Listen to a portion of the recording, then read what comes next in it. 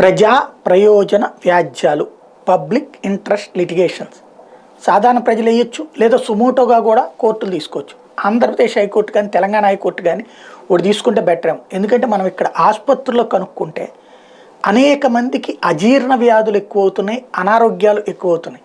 వీటన్నిటికీ కారణం అవుతుంది బయట తినే ఫుడ్స్, జంక్ ఫుడ్స్ కావచ్చు, మామూలు ఫుడ్స్లో కావచ్చు, టేస్ట్ కోసం వేస్తున్నటువంటి టేస్టింగ్ సాల్ట్ కావచ్చు, అజినోమోటో కావచ్చు, చైనా సాల్ట్ కావచ్చు, మోనోసోడియం గ్లట్మేట్ కావచ్చు. ఇవి ప్రస్తుతం వీటి మూలంగా ఏమవుతున్నాయి అంటే బీపీ, పక్షవాతాలు భారీగా పెరుగుతున్నాయి. అనేక మంది వైద్యులు చెప్తున్నటువంటి మాట. బట్ కార్పొరేట్ ఆసుపత్రులు ఆ విషయాన్ని ఏమి కోర్టులకు చెప్పవు. ఎందుకంటే వాళ్ళు అట్లా అనారోగ్యం పాలైతే వాళ్ళ దగ్గరకు వస్తారు, డబ్బులు వస్తాయి. ప్రైవేట్ ఆసుపత్రులు అంతే, గవర్నమెంట్ హాస్పిటల్ మాకు సంబంధం లేదన్నట్టే ఉంటారు. కాబట్టి ప్రజల ఆరోగ్యం గురించి ఎవరికి అంత పెద్ద ఇంట్రెస్ట్ లేదు. కోర్టులే జోక్యం చేసుకుంటే పేదలు, మధ్యతరగతి కూడా వీటిని తినేది బయట. ఇప్పుడు ఇళ్లలో వండి పెట్టే వాళ్ళు కరువు అయ్యారు, బయట తినడం ఎక్కువైంది.